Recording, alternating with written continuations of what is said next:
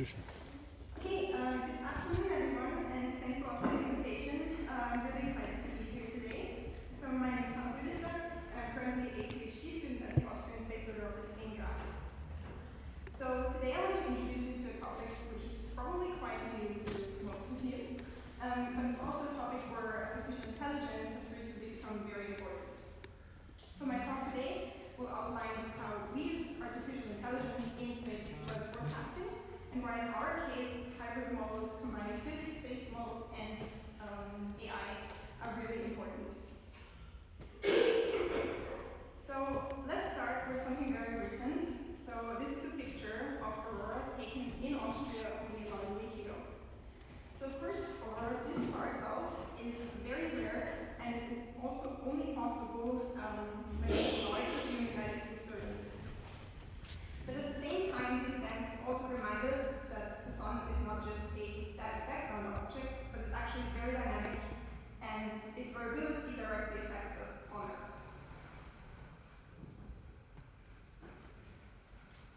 So this is a diagram from the European Space Agency, and it covers the entire range of possible space weather effects. So from satellite disruptions to possible communication failures, until even geomagnetically induced currents, which could damage power systems. But before we go into space weather forecasting in more detail, I want to quickly introduce our team at the Austrian Space Weather Office. So we were established as the official Austrian Space Weather Service in 2022 as part of the Geosphere Austria, which is the national meteorological, geological, and geophysical service. We also form part of the Austrian Multi-Hazard Impact-Based Advice Service, in short AMAS. So this means that our responsibility is not just science, but at the same time we're also responsible for monitoring, forecasting space weather, and then also issuing alerts for space weather impacts. So we work in a research to operations back to research cycle, which means that we're trying to directly translate our research results into improved forecasting, but at the same time, we also try to identify which scientific advances are mostly needed to then improve predictions. So here you can see images from the sun. On the left, this is an image in EUV, and on the right, we see a white light coronagraph image. And I'm just seeing that this might not be the correct presentation. I'm sorry. There we go.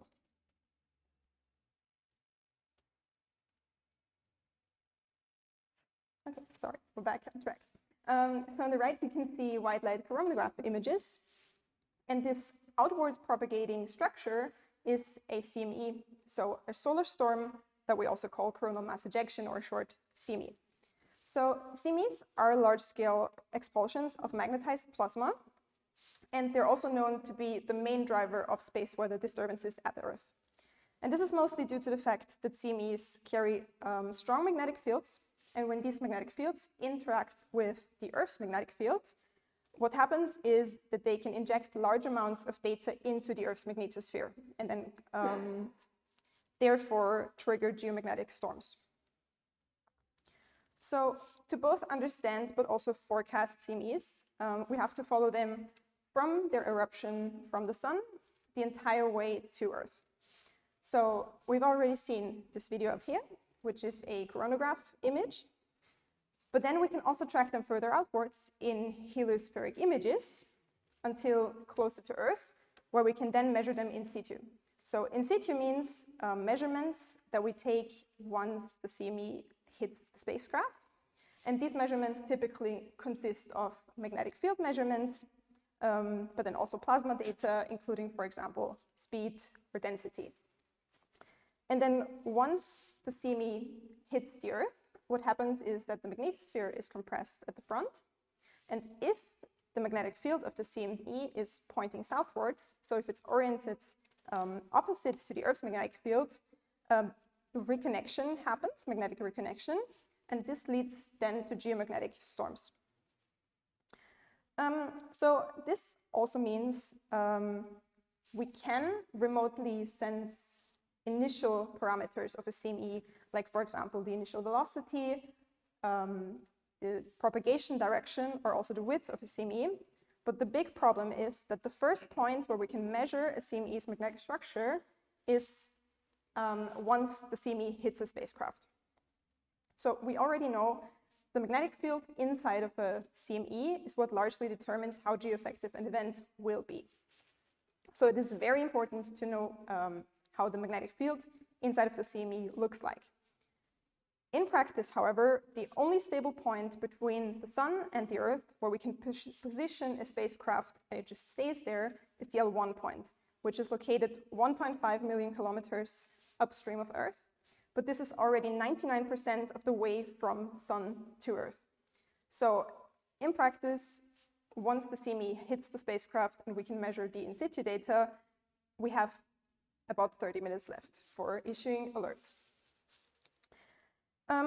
So this entire chain of following from remote sensing to in-situ data is still the basis of space weather forecasting. And the first part that we typically want to predict is when will the CME arrive at Earth. So to predict that, we use a physics-based model that we call ELEVo.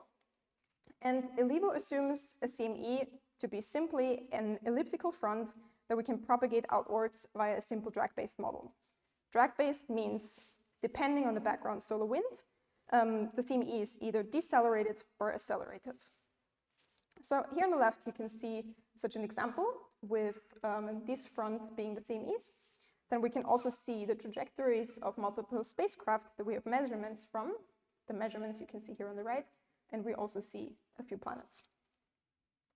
So these models in general work quite well, but they're limited by the initial conditions that we use to drive them. And as we saw before, we do have images close to the Sun, remote sensing, but often we only have a single viewpoint, which makes it very hard to accurately determine these parameters. And that also motivates finding more advanced methods to better constrain these initial parameters.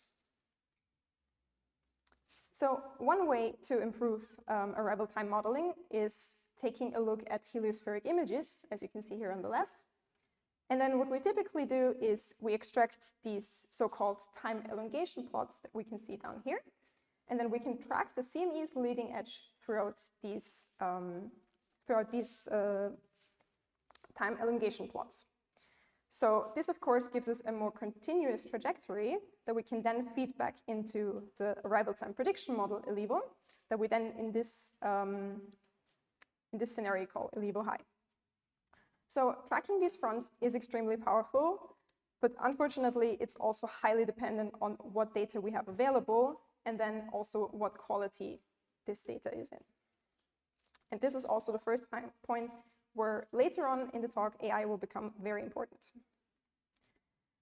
So the second step in our forecasting pipeline is once the CME reaches a spacecraft, and this is what we call short-term forecast. So the main part of the CME, which is the flux rope, we can model this using a flux rope model. In our case, this is 3D core that you can see down here. And the idea is quite simple. So we want to fit the model to the first initial hours of the data, and then use this fitted model to predict the future evolution of the remaining structure. So this means that only after a couple of hours, we can already predict or estimate the remainder of the magnetic field structure that will arrive at Earth. Then, as this last moment component of the forecasting pipeline, giving us a little bit of an increased lead time. At the same time, this has one more benefit, because using this model allows us to go from point-wise in-situ measurements to learning more about the large-scale structure of the magnetic field inside of a CME. So putting these models together, we get a prediction pipeline. And the standard analysis that we perform in real time typically starts with remote sensing. We typically get these initial conditions from the NASA M2M Donkey database, and these are determined from remote sensing. And these initial conditions we can then feed into the arrival time prediction model, and then once the CME arrives at L1, we have the NOAA real-time solar wind data that we can use for nowcasting and short-term forecasting. Additionally, if available, we can use the stereo AHI data and perform the elongation plots. And this will, of course, help refine the initial conditions for the propagation model. And then every now and then, we're lucky enough to have a spacecraft cross the Sun-Earth line, which then provides us with earlier measurements and then increased lead time. So as you can see, this whole pipeline depends on several components, meaning we need good quality data, we need a really good detection of CMEs, but then also we need to efficiently couple these different models. And now this brings us to the AI models that we use at the Austrian Space Weather Office. So the first one is the Beacon to Science project, where we perform image enhancement using generative AI. Then we have STRUDEL, which is tasked with automatic segmentation of CMEs in images. And last, we have ARCANE that we use to automatically detect CMEs in situ data. So once data is measured at the spacecraft. So all of these models are tasked with either improving data quality, then optimization of manual tasks, such as detection, but then also improved coupling of different models. And down here, you can see the full pipeline. So close to the sun, we want to determine the initial conditions. We do that with the help of STRUDEL and Beacon to Science. These initial conditions then are fed into a physics-based model, which is ELEVo or ELEVo-Hi, that gives us an expected window of arrival.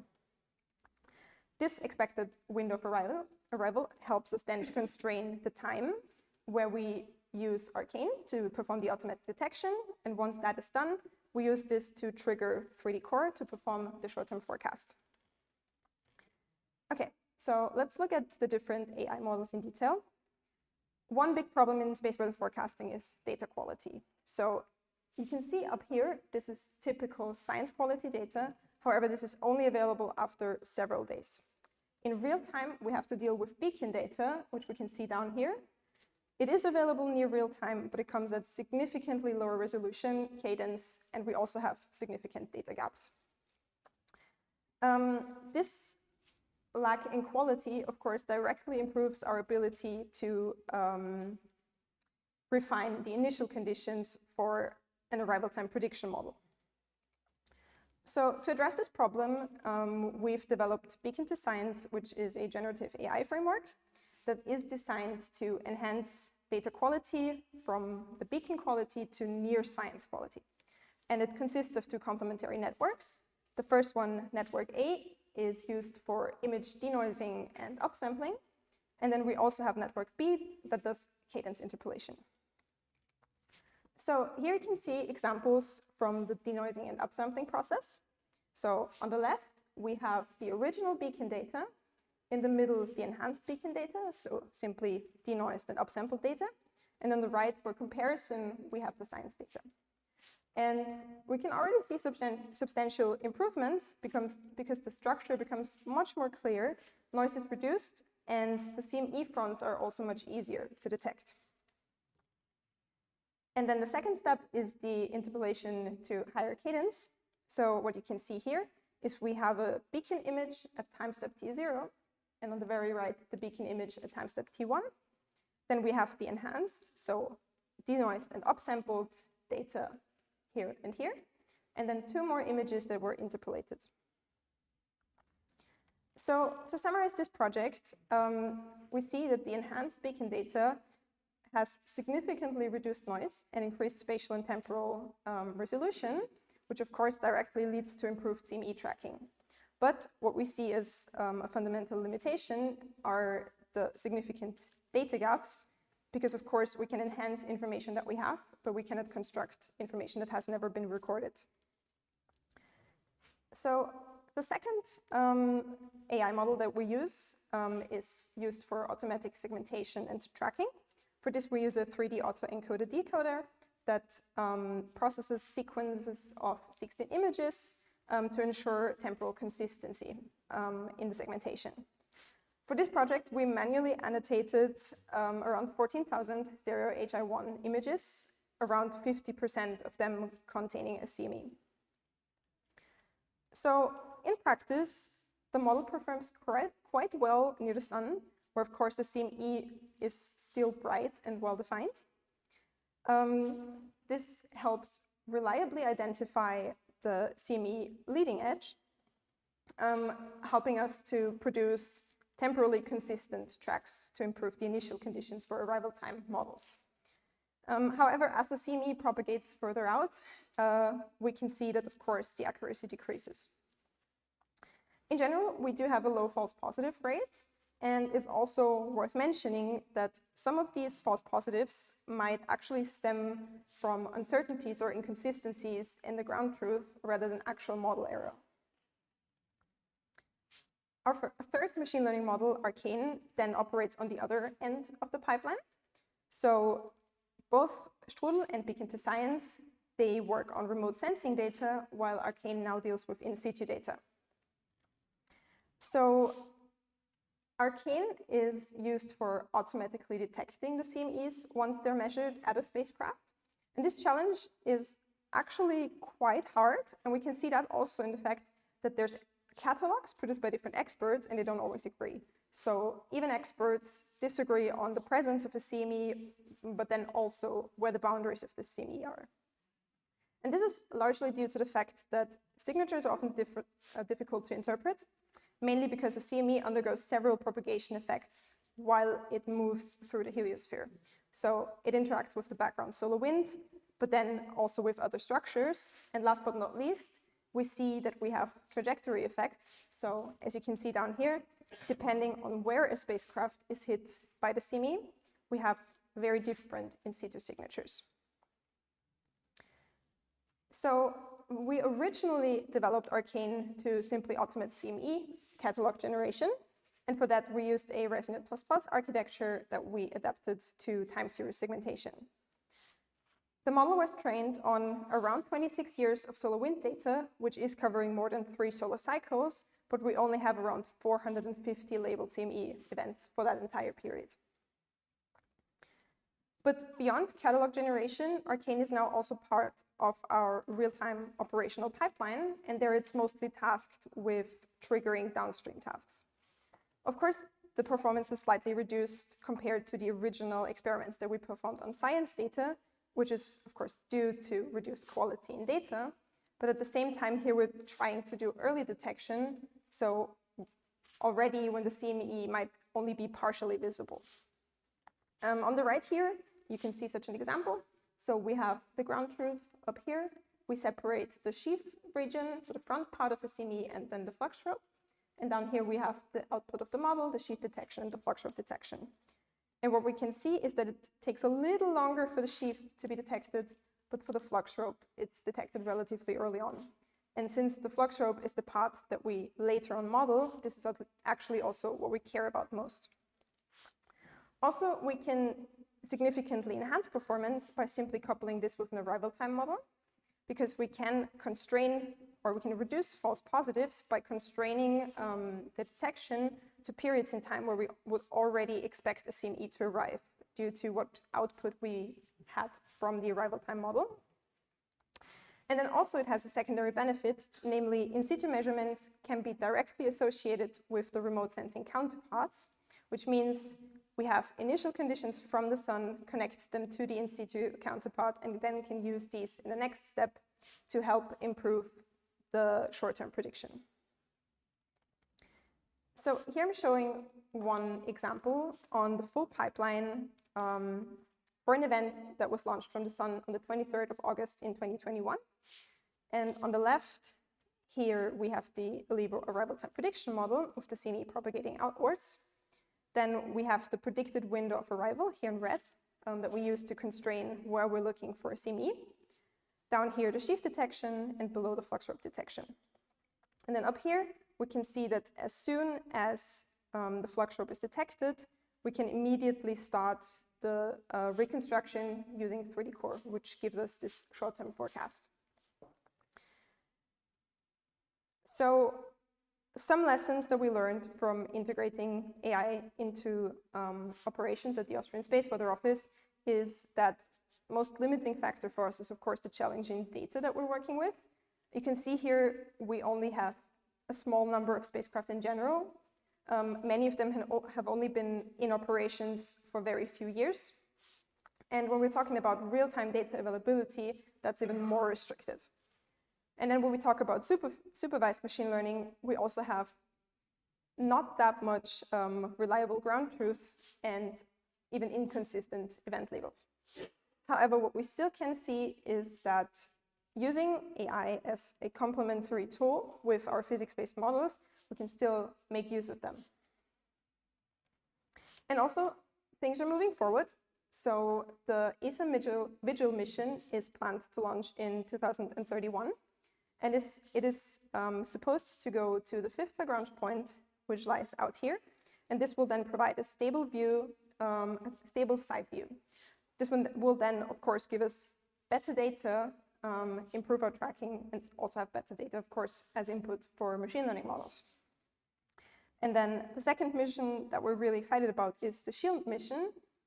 This has a slightly different approach because we don't have spacecraft at a fixed vantage point, but the plan is to have multiple spacecraft on distant retrograde orbits orbiting around the Earth. And these would then act as a sub-L1 monitor, meaning increased lead time. And the idea is that with these distant retrograde orbits, we will also have always one spacecraft near the Sun-Earth line. This, of course, then also leads to increased lead time. So to summarize this, space weather forecast is still at a very early stage. And when we compare it to terrestrial weather forecast, we of course lack orders of magnitude in data, both in space and time. And that of course makes it essential to combine the strengths of different models. In our case, we already use AI for image enhancement, automatic detection, and then also coupling it with different models. And looking ahead, we believe that hybrid approaches are definitely becoming increasingly important in improving space weather forecast. So with that, I'd like to thank you for your attention, and I'm happy to take questions.